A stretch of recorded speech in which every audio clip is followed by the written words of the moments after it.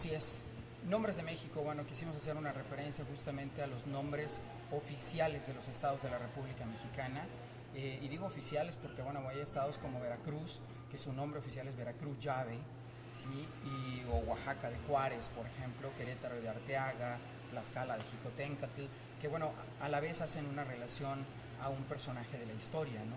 Pero bueno, Nombres de México engloba los 31 estados de un distrito federal, y lo que busca o lo que busco en esta conferencia y en este libro básicamente pues es exponer lo interesante que es todo el significado que encierra una sola palabra, que uno pudiera decir, bueno, pues una palabra muy simple quizás para muchos, pero realmente la palabra es simplemente como que la punta del iceberg, ¿no?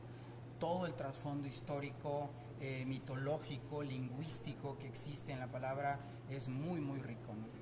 En este caso, Nuevo León, ¿alguna breve reseña sobre qué significa Nuevo León? Fíjate que, así como Nuevo León, algunos estados de la República, como Durango, por ejemplo, y algunas capitales como Mérida, como Puebla, reflejan las toponimias españolas, ¿no? Los españoles, cuando vinieron a México, por supuesto traían los nombres de sus lugares de origen, ¿no? Y hay a lo largo de varios de los nombres de México, varios que hacen relación justamente a las toponimias españolas. Nuevo León es justamente uno de ellos, porque era el nuevo reino de León, pero tiempo después se le quita la palabra reino y queda simplemente como Nuevo León, ¿sí? Y bueno, muchos nombres también, es más, Nueva España, por ejemplo, bueno, pues es también referente a España, y es justamente las toponimias españolas las que vienen con los españoles, y es la que también se aplica en muchos lados, en distintos estados de la República Mexicana. Ahora, comentaba que muchos de los nombres son referentes a gastronomía, a lugares, a deportes. ¿Cuál es el nombre o más extraño que haya visto de nuestros estados, o el más raro, o el más chistoso, o algo que sea nombre? Fíjate que todos tienen ¿cómo te diré? Una parte muy interesante en muchos sentidos. Por ejemplo, te voy a decir algunos brevemente. En el caso de Yucatán, cuando los españoles llegan a México, le preguntan a los indígenas de la zona de Yucatán, bueno, eran indígenas mayas, y le preguntan dónde estamos, ¿no? Obviamente, no es una pregunta obvia, vienen viajando después de meses en el mar y demás, llegan a un determinado lugar, quieren saber qué significa, y le preguntaron, ¿dónde estamos? Entonces los indígenas no entendieron, por supuesto, no entendieron el español, y digo, lo pronuncio como se escribe, y le contestaron Ciután o Xiután. Los españoles castellanizaron, vamos a decirlo así, el término, y dijeron, bueno, pues aquí es Yucatán. Y realmente lo que querían decirle a los indígenas era, no te entiendo. Entonces, es un dato muy curioso, así como muchos otros. Sonora también, que tiene que ver pues con alguna complicación que tuvieron ahí los indígenas para pronunciar Nuestra Señora de los Remedios o Nuestra Señora del Rosario, que era la Virgen que traían los conquistadores, y no podían decir la ñ, entonces empezaron a decir Senora, y luego se fue mutando el término hasta que quedó en Sonora. ¿Hay algún otro estado que tenga algún nombre, pues no sé, que haya ido cambiando, evolucionando con los años? Fíjate que algo que me encontré y que me llama mucho la atención en varios estados, por ejemplo Querétaro, Guanajuato, por ejemplo, y Coahuila, es que el término, y eso lo hace muy complejo en cuanto a términos en cuanto a investigarlo, te encuentras la palabra escrito de distintas maneras, con una ortografía muy, muy diferente.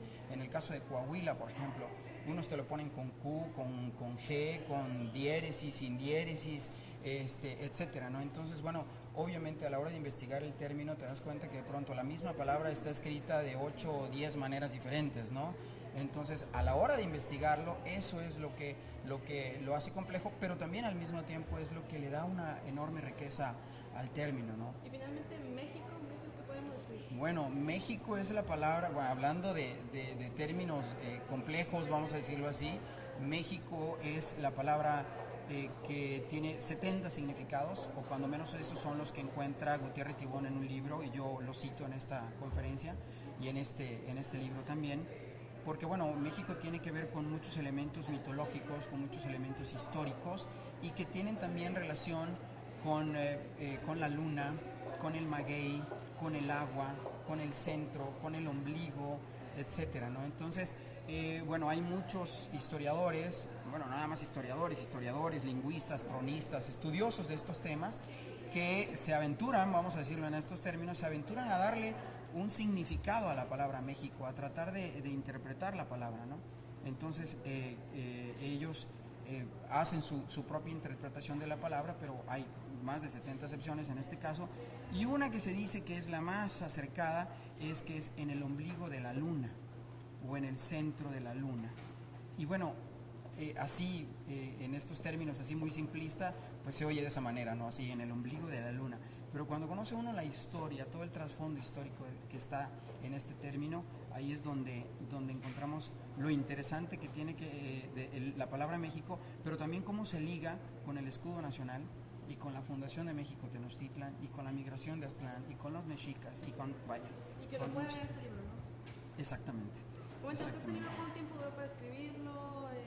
Algunos, no sé, problemas que usted le ha topado al momento de tener que investigar. ¿Cómo ha sido la experiencia, el tiempo? Sí, mira, el libro me llevó 2 años hacerlo.